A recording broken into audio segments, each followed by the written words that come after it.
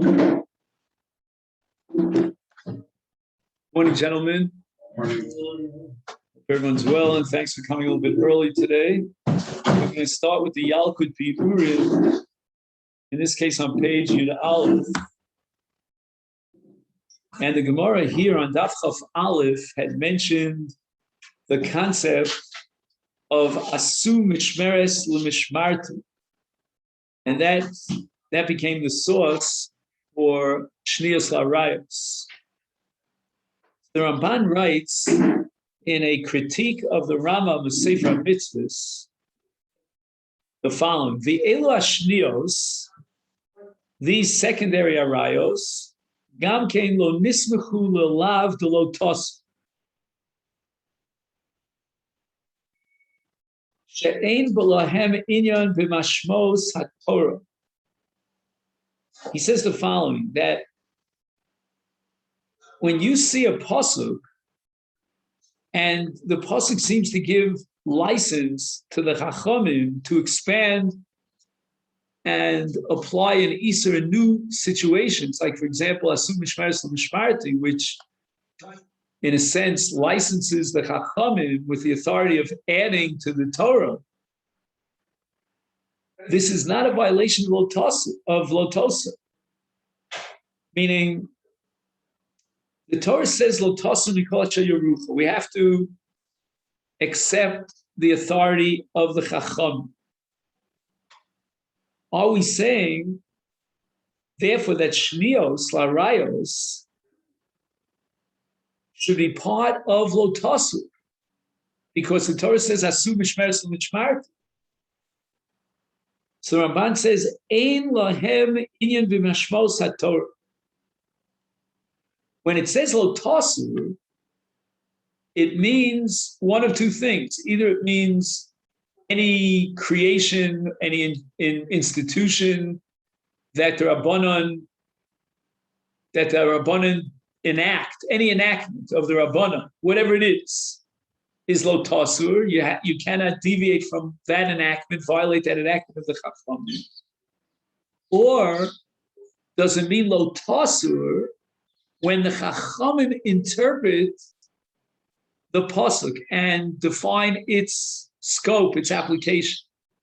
For example, in the case of Shnias L'Arayos, our case, are the Rabbanim creating a brand new institution, a new enactment, a brand new category of Isur, which is called Shnias L'Arayos, or are the Rabbanim interpreting the psukim of the Torah?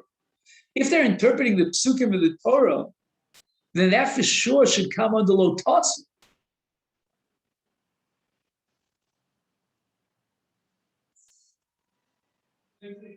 So the Ramban's language is a little bit heavy. Let's read it one more time. He says, Elu ashnios gamkein lo nismechu lelav lo lotasu. They're not included in Lotasu. It's not that the Torah is giving the Rabbanan license to interpret the psukim. When the Torah says Asu Mishmeres L'Mishmarti, the license is given to the Chachamim to create a new enactment, in this context, a new Isur. But that doesn't come under Lotasu. She'ein lahem inyan b'mashmos haTorah. V'lachein ein Chachamim yicholim lichlol osam v'Isurei Torah.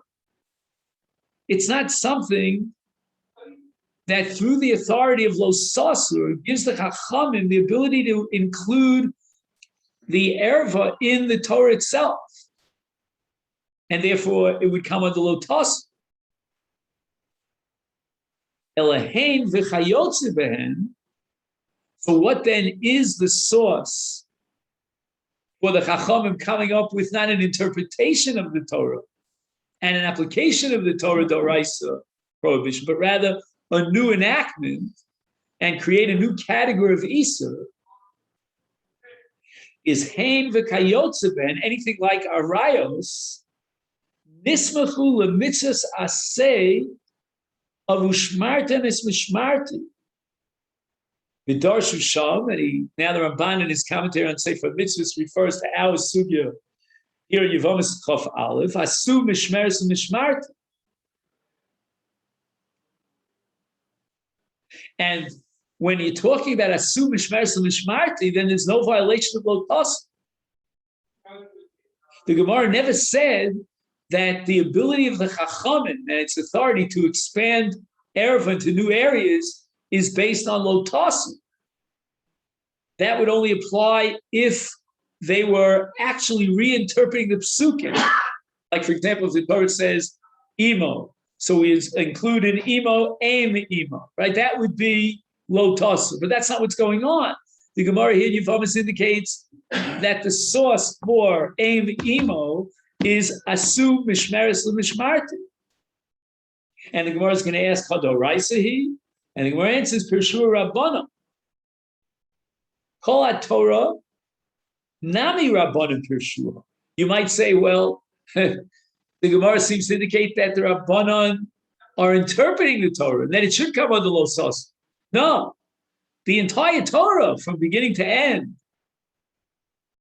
from Bereshis to Le'eni Kol Yisrael, is always interpreted by the Chacham. But rather, B'Rabbanon, this is a new enterprise called Rabbanon, Ukra Asmachta B'Alma, and the pasuk is in Asmachta. Now, what is the Ramban trying to gain? What problem is the Ramban trying to resolve? I believe, again, you're the jury, you can either take it or leave it, that the Ramban is bothered by the Rambam Shita in Sefer HaMitzvot. The Rambam Shita is that if you violated the Rabbanon, then you're in violation of Lo Tasu Mikol Sheyerucha. And the Ramban can't tolerate that, because he claims that if the Rambam was correct, then any time I have a suffix d'Rabbanan, it's really a suffix d'Oraisa. And you've basically watered down, how do you say in English, l'tashtesh? You've sort of, you've made it illegible almost to understand the difference between a d'Oraisa and d'Rabbanan, because you tell me every time if I don't light Ner Chanukah, then I violate Lo Tasu. Don't deviate from anything that they, meaning the Chachamim, rule and mandate. So every violation of a mandate of a D'Rabbanan should be D'Oraisa. The Ramban says no. When the Rabbanan instituted Ner Chanukah, for example, and the same will apply to Shnius L'Arayos, they're creating a brand new entity. Lo Tasu only applies when the Rabbanan are defining the Din Torah as a D'Oraisa. So, for example, if the Torah says Lo Tasu Kol Malach, so what is included in Malach? And the Rabbanan are going to list you 39 Malachas. That's not a new entity that the Rabbanan are creating. That's the authority and license of the Chachamim to interpret the Torah law. When the Torah says Shvisa, what does it mean? And it means Shvisa from these 39 categories. That's already a violation of Lo Tasu, because what you're doing is you try to undermine the Rabbanan's authority to interpret the Torah and define the application of the Doraisas. But when the Rabbanan creates something new, a brand new injunction of the Chachamim, an entity that was created by them, that doesn't come under Lo Tasu. So what authority do the Chachamim have to create new entities? And the answer is Asu Mishmeres L'Mishmarti. Whatever's included in Asu Mishmeres L'Mishmarti. But the Ramban says, well, wait a minute, if Asu Mishmeres L'Mishmarti, that's also possible in the Torah.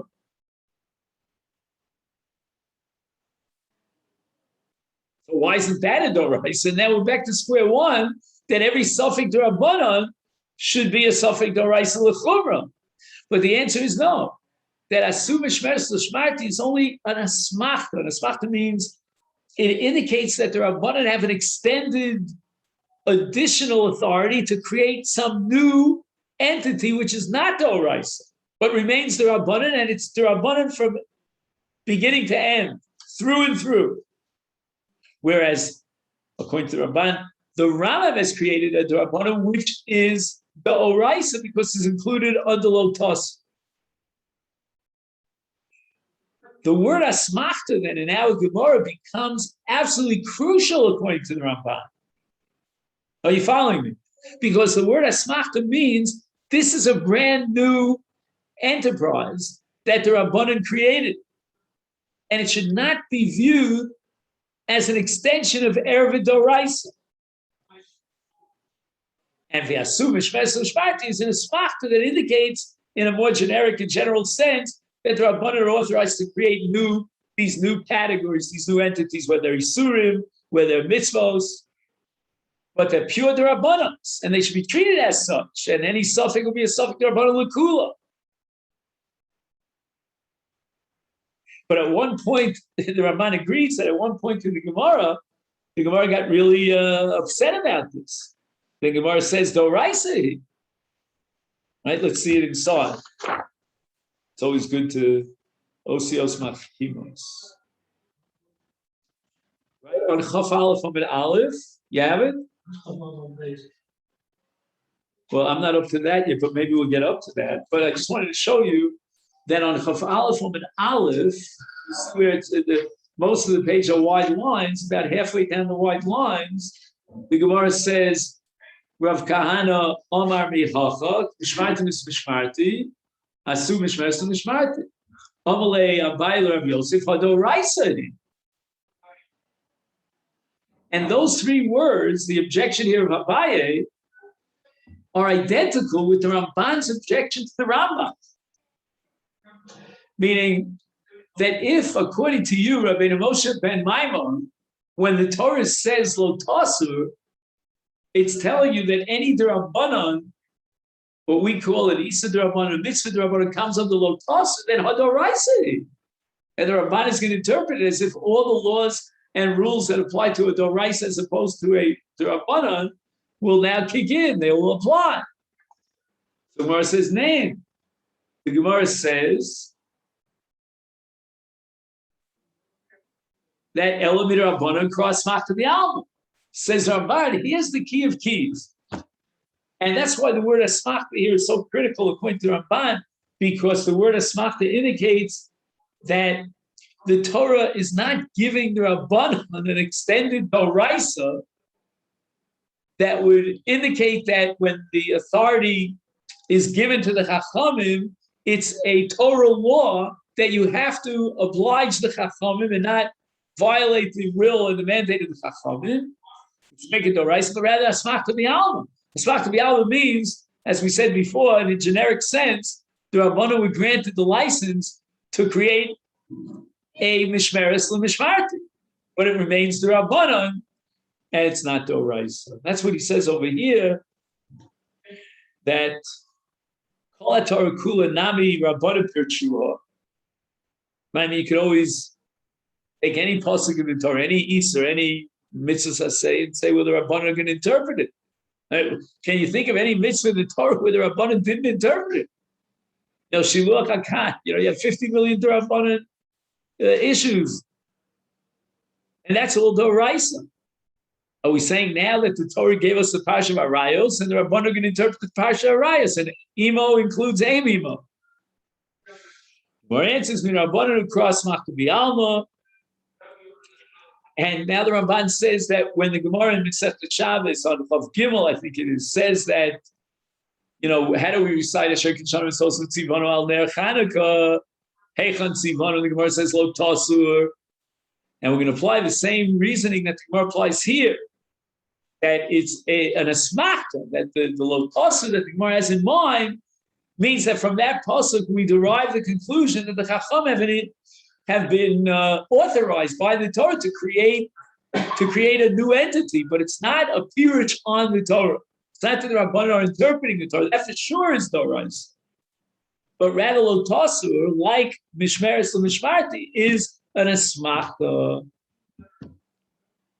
Hence, the Ramban, argues according to the Rambam that the Rabbanan comes under Lo Tasur. That's not true at all, because we should plug in this Gemara in Yevamot, which is going to reveal a new light on the Gemara in Shabbos about Lo Tosa. That just like here, the Gemara says that super shves mishmarti is an asmachta, so too Lo Tosa there in the Gemara in Masechet Shabbos is only an asmachta mial. And you could see the Ramban in front of your eyes. Just close your eyes. I mean, he's mamish so excited, the Ramban. He's clapping and he's dancing, he's jumping. He has, again, pardon the expression, defeated the Rambam. It's like TKO. Yeah, I don't know, in boxing, how many minutes? They count to number 10 or something?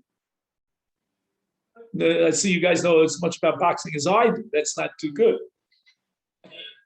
The Ramban is counting to number 10 because he has a beautiful interpretation, again, all based on one phrase in the Gemara here in Yevamot. It's tucked away. You learn the sugya of Chanukah in Shabbos Daf Chav Gimel, and you come to the exact opposite conclusion. The Rambam is correct. The Rabbanan were granted license to give new, not only extensions, but new categories of mitzvahs and losas, and it all comes under Lo Tosa. And the Ramban says that can't be.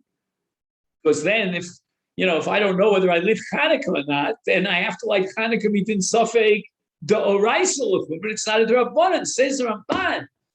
Yes, there are d'oraisas that come from the Rabbanan, because the Rabbanan are just being mavayer the Torah. They're interpreting the Torah. And that for sure is d'oraisa. But when the Rabbanan come in and break new ground with a new category, a new enterprise of an Isur, of a mitzvah, that's all d'Rabbanan through and through. The Gemara says Lo Tosa, that's only an asmachta. So it's interesting. The way the Ramban attacks the Rambam is accused of putting every d'Rabbanan into Lo Tosa, into a d'oraisa. And the Ramban says that's impossible. You've completely broken down the boundaries, the distinctions between d'oraisas and d'Rabbanan.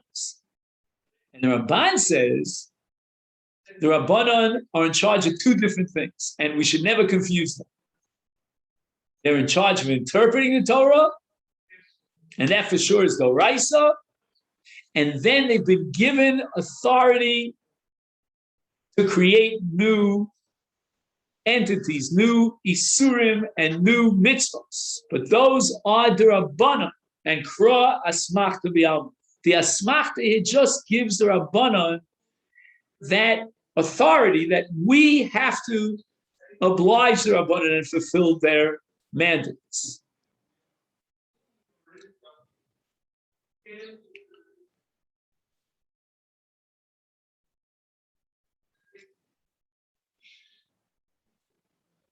What confuses me,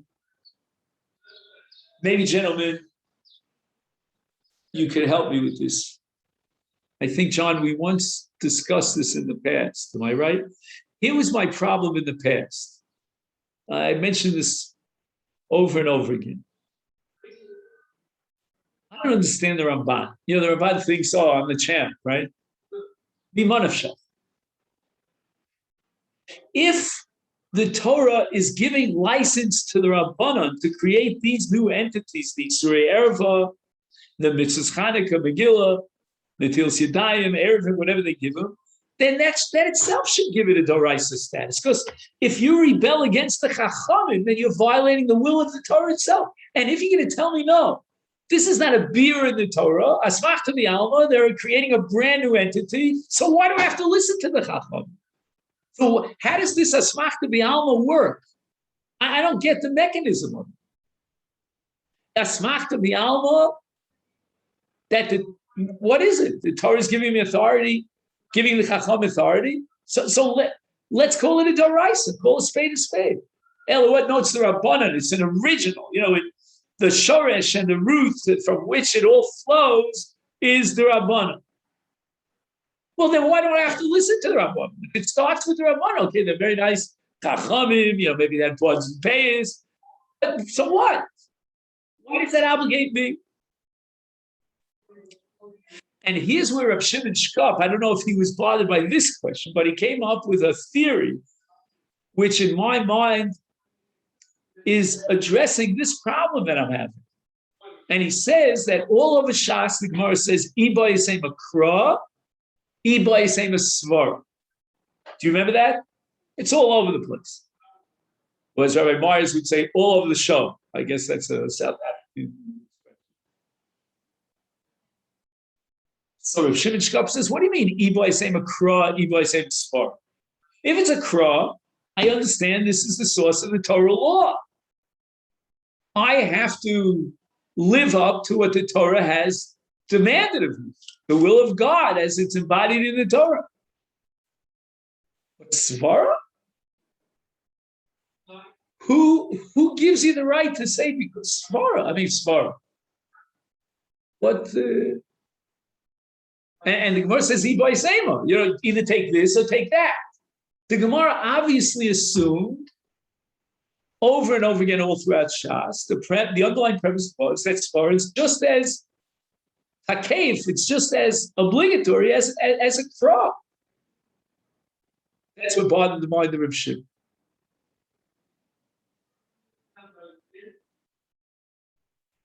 So Reb Shimon comes up with a kind of a revolutionary idea that just like we have to fulfill the Torah, the Kra, we also have to fulfill Svara. I mean, like, it's almost a philosophical idea that Svara is part of our, at Tzelem Elokim. I mean, he doesn't use that. I would add something that I heard from our Soloveitchik many, many times, that the Torah is rational, is logical, but it's not the same logic as human logic. But there is a logic, a rationale, or a rational system that is unique to the Torah itself. But within the framework of those principles and the logic of the Torah, which we know from Torah Sheba'al Peh, there is a compelling logic. It's not your intuitive logic.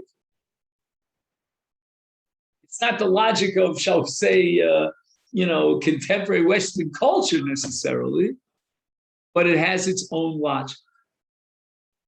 And the Shlosheh Midos HaTorah Nidreshes Bahem are really keys to unlock the mystery of what is the logic of the Torah.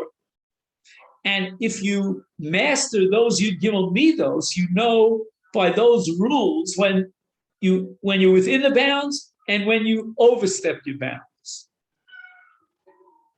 And that's going to be your litmus test. If you can prove through one of these Midos, and therefore the Rav is going to say, I think, if I put this together, that when the Gemara says Iba Yisem Svara, it's not your logic, it's not human, intuitive, rational logic that you can write a PhD thesis in Princeton on logic. I remember reading a book on free will. It's about this thick, and it's all logical symbols. If you saw it, you'd jump out of your... The guy got a PhD for that, and he probably deserved it, but I didn't study logic, so I don't know. But it's not those logical principles, but there is an inherent, unique logic in the Torah, within the framework. You can't go beyond the framework. You have to stay within. And that logic is like Torah Sheba'al Peh itself. It's like the Yud Gimel Midos Shator Nidreshes, one of which is Kal V'chomer. Now, Kal V'chomer is not intuitive in logic. If you go through, for example, the Gemara at the beginning of Bava Kama with all those wild Kal V'chomers, you have that Shar, B'Shus Sarabim, and Chatzi Nezek, and Nezek Shalom. It's a whole different system. But if you can wrap your brain around that system and understand it works, then you have something called Svara, and it's Doraisa.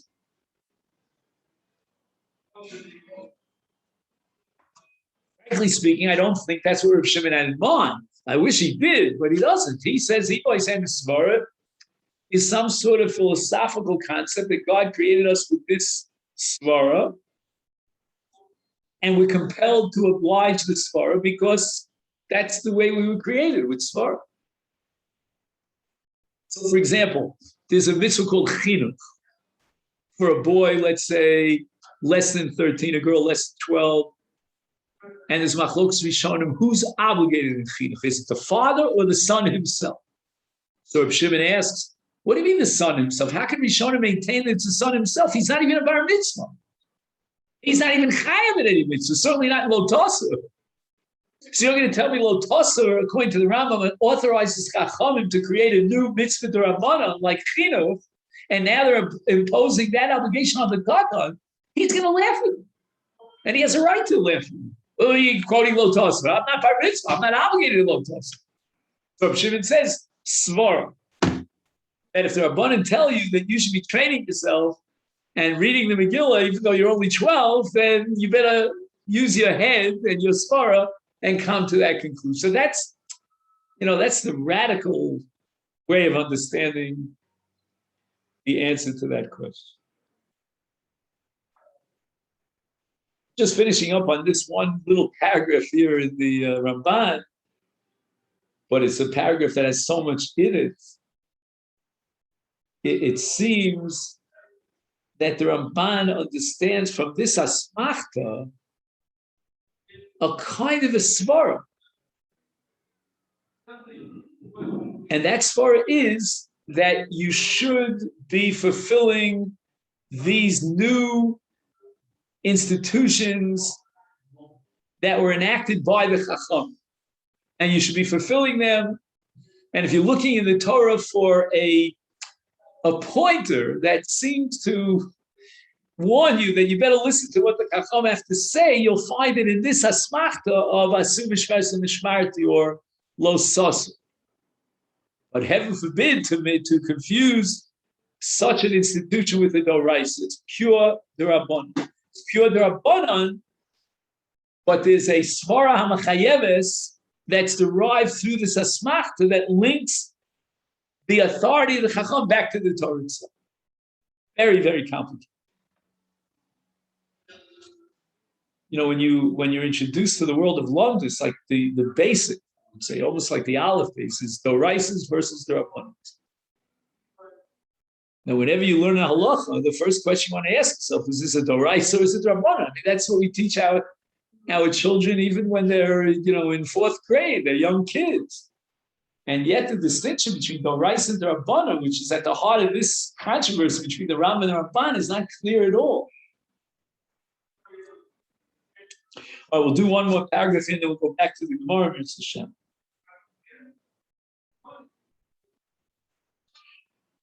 He quotes the Aruch LaNer, not here, but in Masechet Sukkah.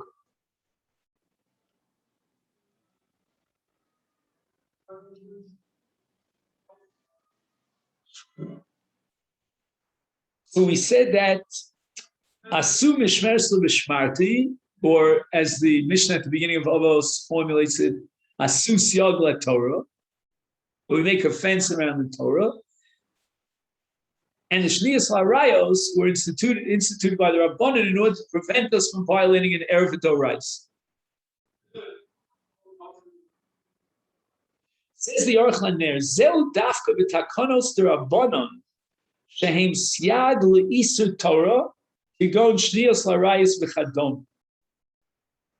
Our takonos she'enom siad le'isur Torah Einon bichlal ushmartem es mishmart.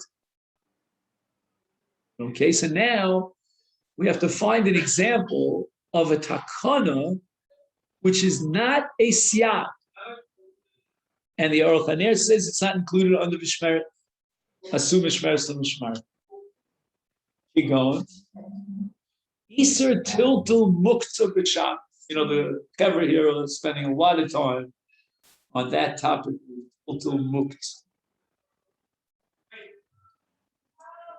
Now, honestly, he says there's something in the footnote, but I didn't see it.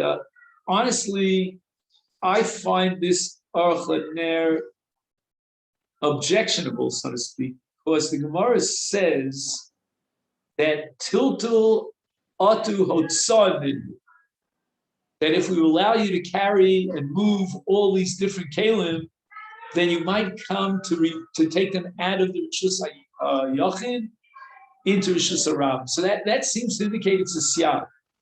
Let's just see if by chance in a million he asks this question.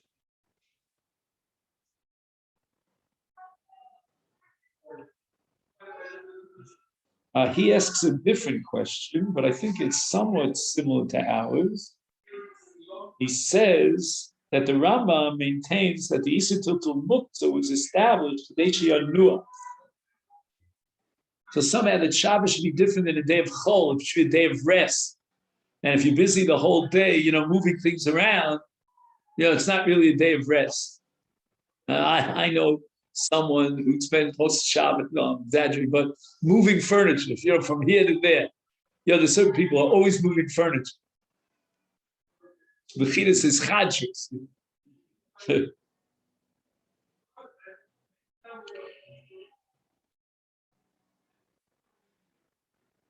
Now, if it's Menucha Shabbos that lies at the heart and underlies the whole institution of Muktzah, of the Isur Tiltul Muktzah, to get you into a state of Menucha, so that Shabbos is different than Chol, then the Aruch LaNer might be correct from one perspective. This is not Asu Mishmeres Mishmarti. It's not a siyag.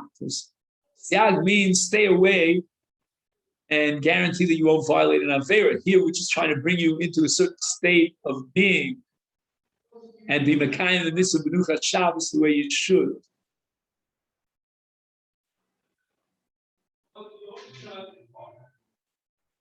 Now, the Aruch LaNer is going to try to explain what the nafkamina is, whether you classify it as a siyag or not. But he doesn't seem to address a more fundamental question. So if it's not included in Vasu Mishmeres and Shmarti, where does it belong? What's the source? How do we connect this back and anchor it into something like Tiltul Muktzah?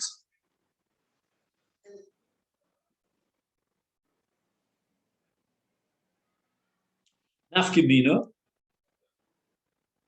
L'mashem avur lekamon, a very famous sugya later on in Masechet Yevamot. We learned it in the next year, the latest year, but way, way, way back. And that's called Yesh Koch B'Yad Chachamim Lakar Dovim Min HaTorah B'Shevi Al Taseh. Shezeu Dafka, when do we apply that rule? V'takanos Shem Siag L'Torah.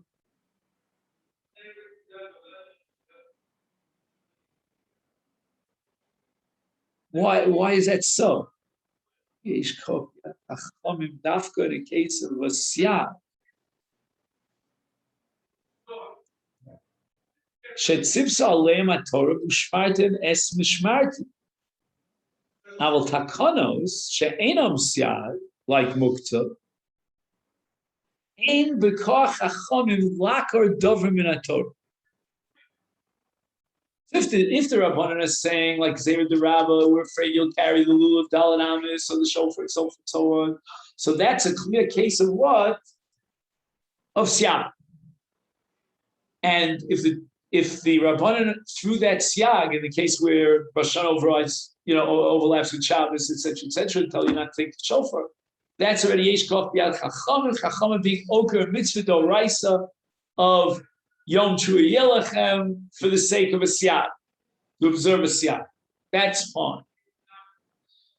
But what's the alternative? What's the exclusion here on the other side of the fence?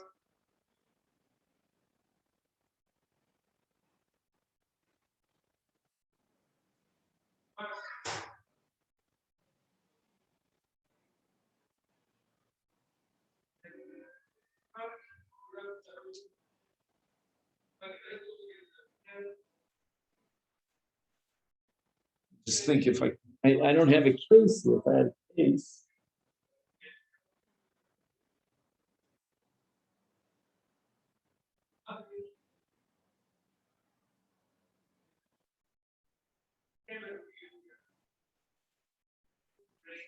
let's say in the Mikdash, the Torah requires that you blow chatzotzos in the Mikdash on various occasions. And now it's Shabbos. Okay, there's another issue here called Ein Shvus B'Mikdash, but let's leave that out for a moment, just conceptually, theoretically. And now there's an Isur Muktzah. Why? Because Chatzotzros is what's called a Klisha Malachta L'Isur, or even worse, maybe Chatzotzros, the Tosafos in Shabbos says it's already Muktzah. And now the Chacham are going to tell you, don't blow the Chatzotzros because it will involve a violation of the Isur Tiltul Muktzah. If I read the Aruch LaNer correctly, the Chachamim did not have the authority, even B'Shei V'Alta said, to undermine the mitzvah of blowing Chatzotzros, just to give you an example, for the sake of the Isur Muktzah, because the Isur Muktzah is not a siyag. It doesn't come under Mishmarta. And in a certain sense, then, the Aruch LaNer is creating a hierarchy of the Rabbanans.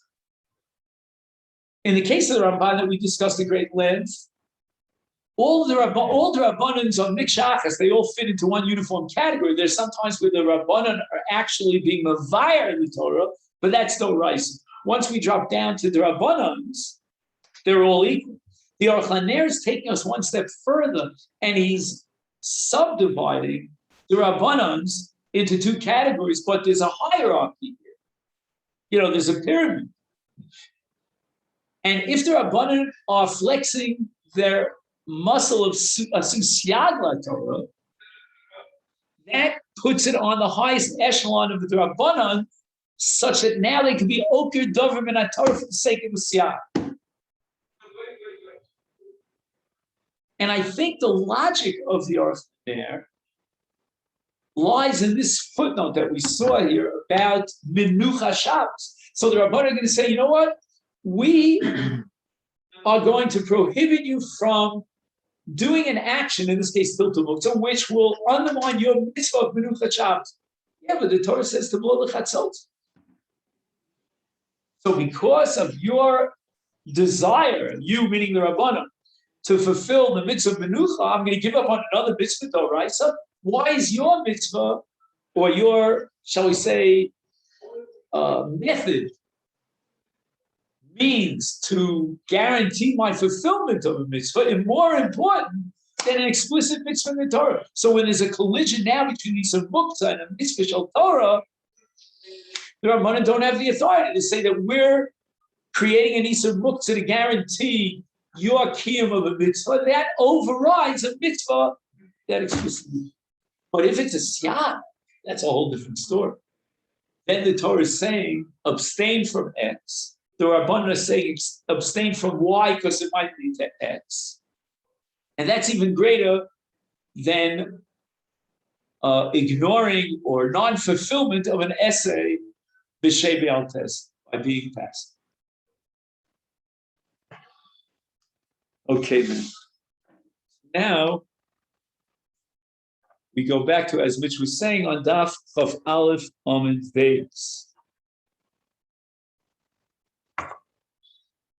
It's about 10 lines up from the bottom of the page. You see it?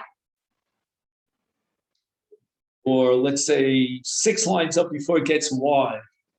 Chav Aleph Amud Beis. Sholach le'mar misharshia mi. Okay, the name of the place is Tarf Sadio. The Rav Papa. Ilandenu Rabbeinu. Eshes achi avi ha'av. So we know that Eshes achi ha'av is doraisa. That's your auntie who's married to your father's brother. But now we're talking about your father's uncle. Correct? So we're going back to Avi ha'av. Avi ha'av is otherwise known as Zkeno, or in modern Hebrew, Sabo. So Rabosai, imagine that you have a grandfather who has a brother who's married to Rachel, and now you want to marry Rachel.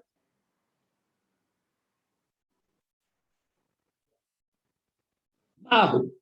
Is this included under the Isur Shnias Larais? What are the two tzaddim? Be dilamata erva lamala nami gozru. Odilma ha'espali doros. So what does it mean? Dilamata gazru or erva. It means hanesua lidodo. Right. So a woman is married to your uncle, your father's brother.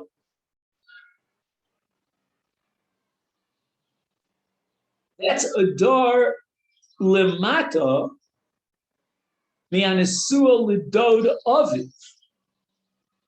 Shehu ach avi aviv. Biachos aviv sheidar echad lemata miachos keno. And all that is an ervadorais lemala nami gazru be'rabban. So it makes sense that the Rabbanon would go higher up, one generation earlier, right? So if it's the wife of your father's brother, that's doraisa. And now we go to your father's brother, your grandfather's brother, your great uncle, I think you call it, right? No, your great uncle, right? I get that right? Your grandfather's brother is your great uncle?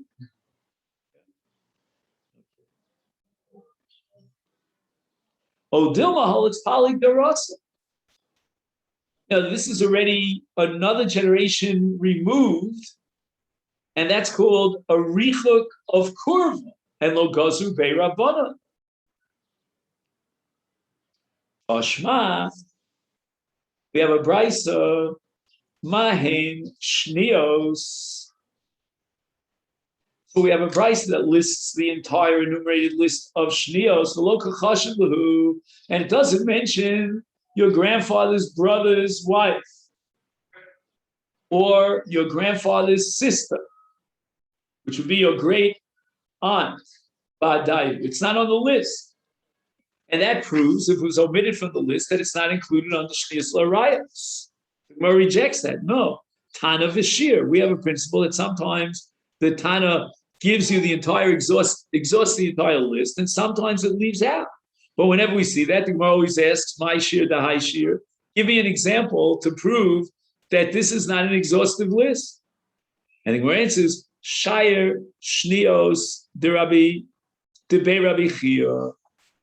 The Gemara later on is going to have a list of Shnios that, according to Rabbi Chia, they're Asuros, but yet it's not mentioned in our Mishnah, in our Tana. So what's the final conclusion about your great aunt? Memar Achshar, Bieshes Achi Avi Aviv, Ubachos Avi Aviv. So Reb Meir was Mekil, and he says this is not included, it's Spalik Dora. Amalei Rav Hillel, Rav Ashi, Lididi Chazili, Shnios, Mar Breid Ravina. I saw a compendium, a halachic work that recorded a list of shnios that were taught by Mar Breid Ravin, Uksivan Shesre, and 16 shnios were listed there Isura. And now Rav Hillel is going to calculate what these 16 are. My love, shouldn't we say the following? Tamli Demasnisa. There are 8 that are listed in the Mishnah that we learned earlier. Bishis Debei Rabbi Chia. And there are another additional 6 shnios, which the Gemara is going to bring later on, in the brisa of Rabbi Chia. So how many do we have now? 8 and 6 is 14. So how do we jack it up to 16? It must be, says Rabbi Hillel, the Hani Tartu. We're going to have to add your great aunt, which would be either your grandfather's brother's wife, or your grandfather's sister. And now we round it off, and that's what I saw in the halachos of Mar Bereid Ravin. So Rav Ashi asks the following kasha to Rav Hillel, Ulitameh, according to your understanding, based upon the brisa of Mar Breid Ravina or Ravana. The number should be 17. You're calculating up to 16, and you're very excited about the fact that we have the list now that we added the two great aunts. But ha'ika eshes achi ha'em. What about the case of two brothers from the same mother?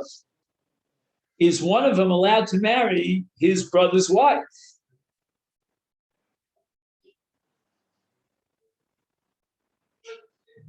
Right? We had a whole sugi about this back and forth, but we came to the conclusion that that is considered an erva. I'm sorry, a shnia larayos. So why isn't that included in the list of 16 arayos of Mar Breid Ravana? And that would jack it up to the number 17. Mar rejects this, Hill rejects this, and he says, Polo Kasha. At the pages, here it is. You're on the top of the page. He says, Hanach Tarti the Damian La Dodi.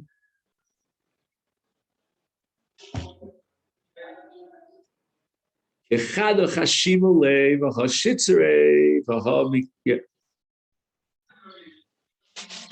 And so again, which is Tarti the Chashimule Kechado?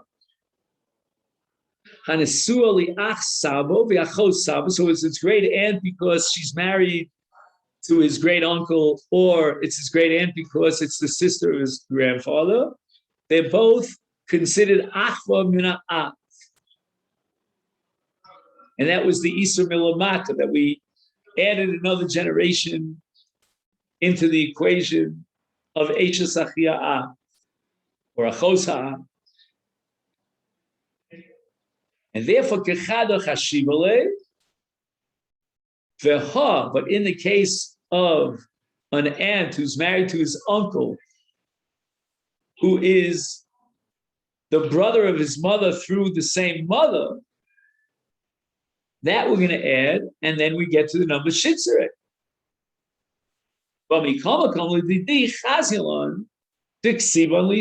So again, you're arguing with me about the calculation of the number. Don't miss the point. Don't obfuscate the main point. On the list of this 16 shnios of Mar Bereid Rabbana, we find the aunt who was married to the grandfather's brother or the grandfather's sister. Amalei, so Rav Ashi responds to Rav Hillel, Ulitamech, Ihavi Ksiv, Letera, Miavi Samchis Alayu. Are you willing to sign on the dotted line that you recognize? What's the word I'm looking for? Not recognize. You give legal status. Anybody have a better word than recognize, that you authorize, rely on? Are you telling me that this text that was authored by Mar Bereid Ravana is reliable? What would be if you found a heter in the text? You found an Isur in the text. Would you be willing to be consistent and say that Mar Bereid Ravana is a reliable halachic compendium, michasim alayu? If, let's say, he himself, right, Mar Bereid Ravana, was signed on a heter with his signature, we get two witnesses to recognize his signature. Would you rely on it lekula to be matir? And he's asking it as a rhetorical question. The answer is obviously no. Is hashtanami the tzivli surah lav mar breid ravina chasamal.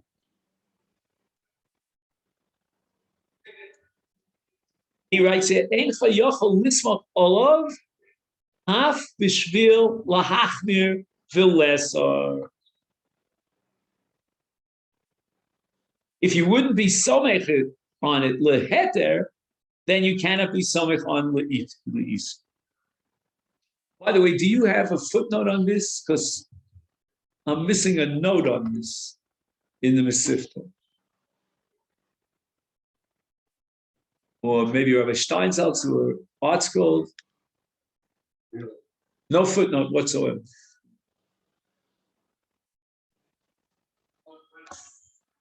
Okay, I think we learned, pretty good shot here.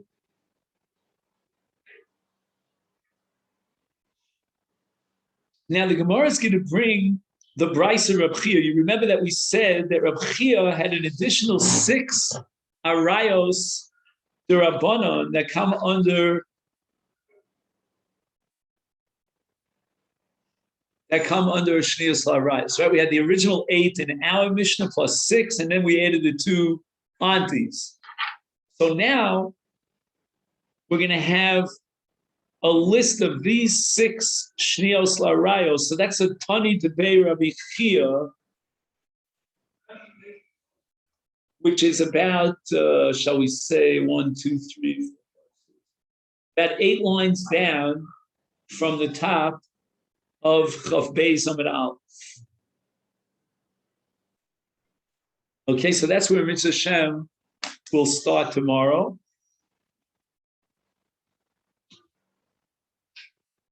And I'll thank you, wish you a great